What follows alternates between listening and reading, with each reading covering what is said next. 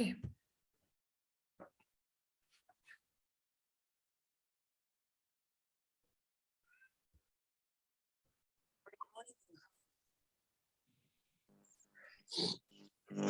First, how he's gonna live. Let me see. Let me see. Let me see. Not getting married. No, let me see. Okay, Bismillah ar-Rahman ar-Rahim. ولقد يسرنا القرآن للذكر فهل من مدكر رب اشرح لي صدري ويسر لي أمري واحلل والسلام to our right as we have basics of grammar like the fundamentals of grammar, and unit 2 was 10 ayat of Surah Al-Kahf that you are supposed to be memorized and learn the meaning of word by word, and we went through that, alhamdulillah. Unit 3 is actually one of the most important units of Arabic, and we are going to call it as the fundamentals of sarf, right? So sarf is something that you never learned before, and it's one of the most fun thing to learn, but to learn it you have to memorize a lot, right? So it's not very hard to understand, but it requires a lot of memorization. But once you get good at it, it can be like a lot of fun, right? So in Arabic language there are two main grammar sciences called an-nahu and as-sarf. Right? By grammar, I mean the technical aspects of Arabic, right? And then we have the art of Arabic, right? So let me give you an example first to make this clear. For example, a painter needs to understand how the colors work with each other, right? If you mix this color and this color, what color do you get? And this kind of canvas, right? And what kind of reflection do you get? So a painter has to study materials, paints, colors, brushes, what kind of frame, like what kind of stretching, what kind of lighting, all that stuff, because that's the science side of it, right? The same way the architect has to study the physics and the chemistry of materials and the building materials and the foundation issues and different kinds of geologies, right? And he has to study all the sciences stuff. But at the end of it all, a painter becomes an artist, and he used all that stuff he learned and he makes something creative, right? And the architect is the scientist at the end of the day, and at the end of putting all that science together, they can make a very beautiful artsy building. So there's a lot of science behind it, but at the end of the day, it looks like an art. So when you become really good at the science, then you are ready for the art. So right now we are in the science of Arabic, right? And then there's gonna be like the art of Arabic, okay? So science of Arabic are basically, they are called an-nahu and as-sarf. Hello? Yes. Okay, everybody's there? Yes, ma'am. Okay, they're so silent, so that's what I thought. Okay, so nahu is how do words affect other words, right? What is the effect of one word on another? That's when you study rafa, nasab, and jar. That's when you study mudaf and mudaf ilayh. That's when you study harf of jar and majroor. That's when you study the inside and the outside doer, etc. Right? Why? Because that word is having an effect on another word, and you can study that effect. That's called an-nahu. That's one science, right? And in English, they say nahu is syntax. Like a word used for in English for nahu is syntax, right? Like that's how one word affects the other. Simple as that, okay? But in sarf, you pretend that other words just don't exist.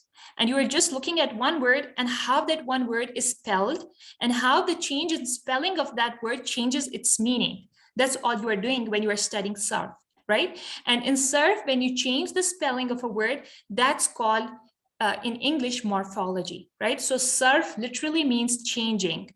Okay, so it means if I can know one formula, I can change it into a bunch of words, right? And there are like 14 to 15 formulas that we are going to memorize in this unit, and we will be like deriving a lot of other words from it. Okay, so that's a little bit of introduction about nahu and sarf, right? But before we get into sarf itself, I have to teach you a little bit about one concept, and that's called passives, right? Everybody can see the screen? Yes. Okay. Okay, so here, the passives, well, we are going to read its definition. Sometimes we don't know who did it, like we don't know the doer actually, right, in passive. Or another definition would be passive is something is mentioned and doer is not. Okay, and then we are going to have two kinds of passives, past passive and present passive, right? So past passive, the term, Arabic term used tool, this one, right? And then we have al-fi'l al-mudari' mabni ala al-majhul. Let's understand it in a second. Okay, so there are two kinds of passives, right? Past and present. This is a fi'al thing. This is not an ism thing. This is not, you know, like a harf thing. It's a fi'al thing that you have, right? Passives.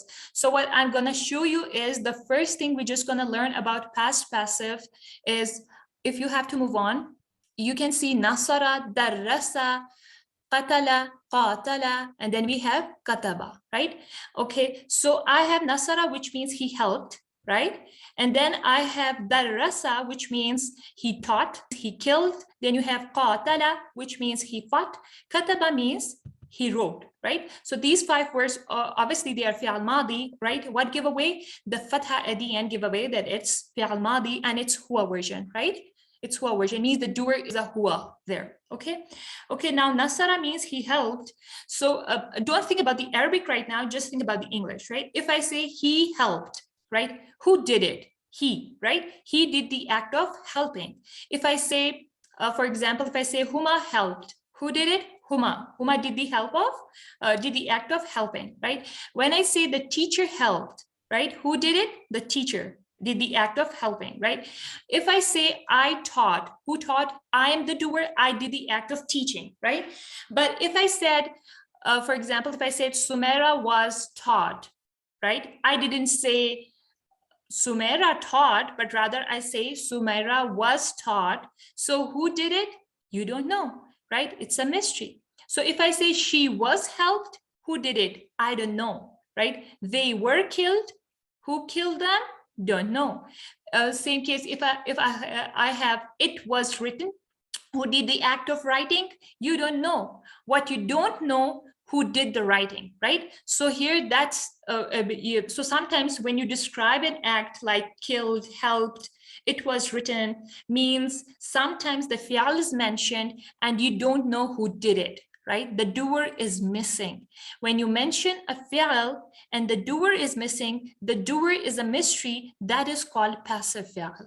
Okay, when the doer is known, like when I say Huma helped, obviously the doer is known. Like who is the doer? Huma. That's active fi'al, and that's called al-fi'al al-ma'ruf. Okay, but when I say Huma was helped, if I put the word was there, do I know the doer of helping? No. So that would be an example of passive fi'al, right? So the English language have the active fi'als and the passive fi'als. The Arabic language also have the active and the passive fi'als. But the way to do that in English, a lot of times is basically like you put the word was or been or being, like B-E-I-N-G, right, in the middle. Like, for example, if I say he killed, and if you want to make it reverse, it becomes he was killed or he is being killed, right? So in that case, you don't know who is doing the act of killing, right? If you say he killed, then the action is being done by he, right? So the doer is known, right? But if I say he was killed or he is being killed, then the doer is not mentioned there because he is being killed by someone which is not mentioned here, right? For example, if I say he sees, is that active or passive? Okay, Huma? He sees, this is active. The doer is known. Yeah, the doer is not good. He, or if I say, okay, what's going to be like, it's passive, it would be what? Sorry, what was, ma'am, what was the sentence? He sees is active. What's gonna be the passive of it? He was seen. He is seen, right? Because I don't know who's doing the act of seeing, right? So he is seen, like he's being seen by someone, but he is not doing the act of seeing, right? Yes. So he is being seen by someone, that person is not mentioned, right? So same case here, nasara means he helped, right? What part of this word says he? He. Huma? Yes. What part of the word nasara says he. he? He Like, helped. what give away that it's hua version? Yes. The fatha at the end, right? The a sound, okay? That give you away that it's actually the hua version. Hua is, actually wanna, okay, if you wanna make it like she helped, what it would be? Here version. Yeah. The Arabic would be what? It will be Nasarat. Nasarat. Nasarat, simple, right? Now you can see something on the bottom here, right? This line. Durrisa, qutila, qutila, and kutiba, right? Yes. Notice in the second line, what are the endings of all the words? The last letter? It's fatha again, right? A sound. So both lines ends with the a sound, the fatha, right? And the a in the past tense represents what? What pronoun? Which doer? Hua version, okay? And what changes you can see in a second line? First couple of words, u-e, right? U-e, every time. I made the same change. I made the word sound like it has an u and e, like nu-si, durri, puti, puti, kuti. Like by just invaded it with the two sounds u-e, right? When you take a past tense and you leave the last letter alone and you make the rest of the word being invaded by two sounds, what two sounds? U and e. Then that word becomes passive. Okay, means the last letter is off limits. You are not going to mess around with this letter. Okay, the original last letter is going to be untouched. You're not going to mess around with the last one, right? I'm saying about the letters that is before the original last letter, right? So nusi, if you change it to an e sound, it becomes passive. Okay. Yes. And it's really cool because nasara means he helped, but nusira means he was helped. Okay. And darrasa means he taught. Durrisa means he was taught, right? Qatala means he killed. Qutila means he was killed, right? The doer is not mentioned here. Qatala means he fought. Kataba means he wrote. Kutiba means it was written. Okay. So far, so good? Yes, ma'am. Okay. Yes. So which two sounds invade when you want to make a passive out of a word?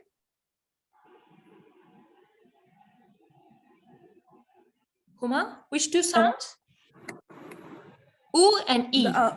U and E, yes. Yeah, the dhamma and the kasra, right? Like before it. Okay, this is only for the past tense, right? We are only studying right now is past tense, right? Okay, now one more thing. Okay, Sumaira, unmute your mic. How do I know it's passive? Which two sounds invade the word? And which letter? Okay, first two root letters, that is, first will be U and the second root letter will have E sound. And last will always be the fatha because of Madri. Yeah, so yeah, it's a Hua version. For Hua version, it's fatha, but for the other version, you're going to have like different add-ons. Okay, so means with the last letter, you're not going to mess around. You're not going to touch it, right? So it's off limits. All right. Okay, now one more thing, the word qatala here, it's an interesting story behind it. It's like a long a, like qatala, right? Long a sound. So when I convert it, I have to take the long a and replace it with the long u here. Okay, that's why the u came. So the long a comes when you add an aleph, and the long u comes when you add a wow. That's why the u is there. You understand? Okay, if qatala means he fought, what do you think qutila means? He was fought. Yes, he was fought. Okay, kataba means he wrote. Kutiba means? He was wrote. No, it's not making Okay, sense. Like he was written. So you replace the he with it because there's no Arabic word for it, right? So you can use sometimes as huwa or hiya for it too, right? So it was written. Okay. So far, so good. Everybody's fine. Okay, Sister Kalisa, you're fine. Yes, alhamdulillah. Okay, so let's try. One thing here, For example, you said that it will be changed from kataba to kutiba. Like he wrote will be changed to it. Why? I didn't get it. Okay, you didn't understand your sister Sumaira? Yeah. Okay. It's an English thing actually, right? If you say he wrote kataba, right? And then the passive version would be kutiba, right? O and E sound, it becomes. So if you say he was written, is it making sense? He was written? Okay, that's why I said he was rude. Yes, that's But why you it have to means we change are it to simply it. making active and passive voice. That will be easy to understand, right? Sorry, I didn't hear you. Okay. I mean, they're doing just the active and passive. If we are talking about English, so it will be active and passive. Yeah, it's just active and passive, right? You have to change the translation in a way so that the doer is not known there. Okay? You got it? Or I have to No, no, explain it clear. again? It's clear. Okay. It means we are simply doing the passive, so it will become object. Your voice is cutting over and over again. No, no, it's okay. I've understood.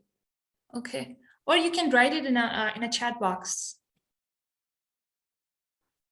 Am I Okay. audible now? I've increased my volume, maybe. Okay, now. Yeah. I said we are just making it passive, so it will become object, right? It's like that. Yeah. It's totally depend, like it's not like grammar is not only about Arabic is not only about grammar, right? It's more about common sense too. So you can't just stick to the grammar that, oh, I have studied it this way, so I'm going to put the translation only this way, the way that I have learned. No, I think Arabic is more common sense than that of a grammar. No, you have to use your common sense too. Okay. Okay, so let's try darasa. Okay, who is gonna give me the conjugation of it? Okay, Sister Afsha. Darasa. Assalamu alaikum. Alaikum salam. How are you doing, Sister Afsha? Alhamdulillah, it's just got a little bit flu-y symptoms. Otherwise, I'm fine. Okay, alhamdulillah. So yeah, the rest, like you want me to do like Nasara, Yeah, the Nasara, conjugation Nasaru, of it, like yes. that. So the rasa, the rasa, the rasu, the rasat, the rasata, the rasna, the ras, Uh-huh. the rasna, the rastuma, the ras, the rastum, Uh-huh. the rasti, the rastuma, the rastunna, the rasna, the rasna. Nahin, No. no. I The did wrong. rastu, the The rasna. rasu, the rasna, yeah. Yeah, for the shadda, you have to put like a little bit like focus, right? So that Yeah. it can be spelled out correctly. Okay, before going on to like the risa, the passive version, can you give me the translation of all of these words? The one that I did before. Yeah, So like the he rasa, taught. the rasa, the rasu. So the rasa means he taught. Okay. The rasa. Yeah, both of them taught, Uh-huh. and they did the teaching, or they taught. The rasu. Yeah, they taught. Okay, the rasat. She taught. The rasata. Both of them, like female, taught. Okay, the And rasna. then the rasna, they female taught. Okay. And The you, rasta. the You rasta, taught. you taught. The rastuma, rastuma. both of you taught. Mm-hmm. The And the rastum. rastum is you all taught. Okay, the rasti. She taught. The You, rastuma. she, sorry. The rastuma, both of you, she version, taught. Mm-hmm. And the rastum tunna is Okay. both you all ladies taught. Yes. And the And rastu. then the rastu is I taught. Uh-huh. And the rasna is we taught. Yeah. Okay. Okay. So do the passive version of it, the conjugation, the past tense start. Sorry, I got distracted by my children. Can you repeat what you said? I said, Sister Kalisa, unmute your mic and do the conjugation of the past tense. Oh, all right. Passive.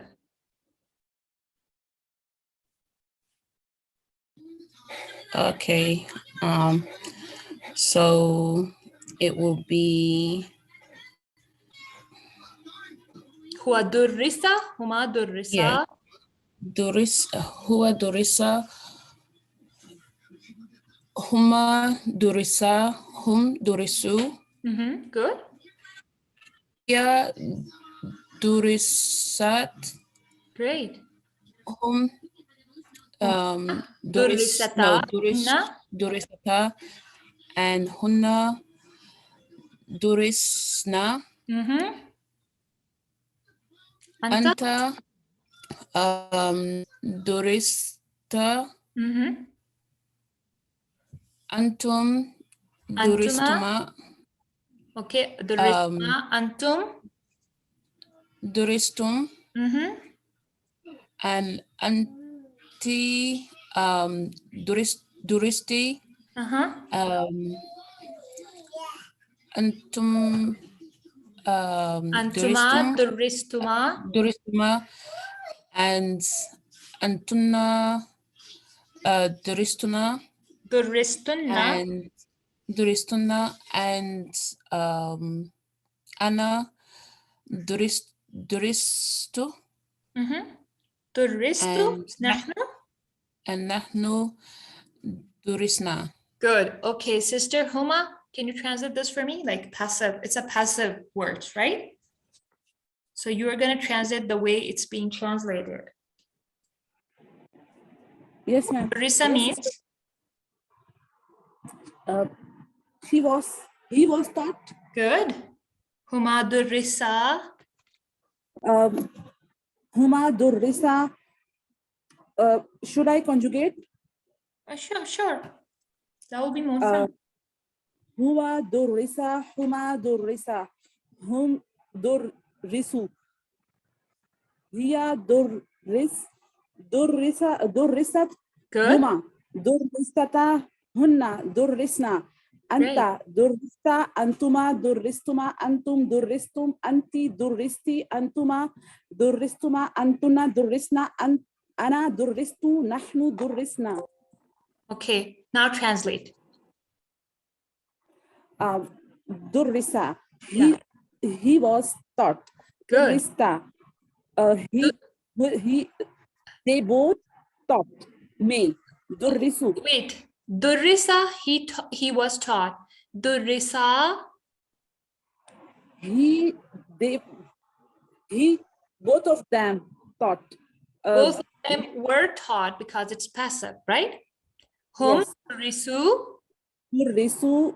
They all were taught. Good. Hiya durrisat.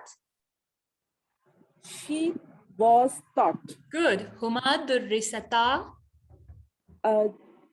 They both were taught. Good. Like both of those women were taught. Okay. Woman. Hunna Yes. durrisna. They all were taught. Yeah, all those women were taught. Anta durrista. You were taught. Male. Antuma durristuma. You both were taught for Good. male. They both durristum. They all Not they. It's a you pronoun, so you all were taught. yes, you all were taught for males. Okay, good. Anti durristi. You were taught for female. You girl, yeah, were taught. Okay, Antuma. You both of you were taught Yeah, for You female. girl were taught, right? Then Antunna durrina. You all were taught for females. Yeah, you all women were taught. Okay. Ana durris. I was taught. Good. Nahnu Durris. durrisna. We were taught. Right. Okay. Now you understand that when you hear the sound U and E, right? And then it's going to be the passive. But what kind of a passive? Because we have two kinds of passives, right? Present and past. So oo is sound. Whenever the word invaded by two sound, that is oo and e, then it actually changed to the past passive. Means in a translation, you're going to put was or were or been or being. No, sorry, was and were, because been and being is for the present tense, right? So this is only for past tense right now. What two sounds invade? U and E. So when you are reading Quran and you are reading a past tense, before you try to figure out what it means, you should see, is it passive? And how do you check it's passive? What two sounds are there? U and E, right? If those two sounds were there, then it's passive, and you can translate it as something where the doer is known. You have to translate as something where the doer is unknown. So instead of translating as he taught, you might translate it as he was taught, right? Or instead of saying he sent down, you might have to say it was sent down, right? So you have to reverse the translation if you see U and E sound, right? So we're gonna practice that in the Quran too when the time comes, right? So what's the definition of active fi'als? The doer is known. And what's the definition of passive fi'als? In which the doer is not known, right? In which the doer is a mystery, okay? So that's what passive is called. Okay, for the next present passive, I have to make another call, I think, right? Or I have to use these 8 minutes. Okay, let's do this 8 minutes. Okay, so let's move on to the present passive. So far, so good. Everybody's clear for the past passive? Any question?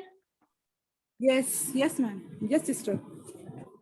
Okay, Sister Sumaira, Afsha, Kalisa. Yes, fine. Okay. Yeah, Alhamdulillah, it's fine.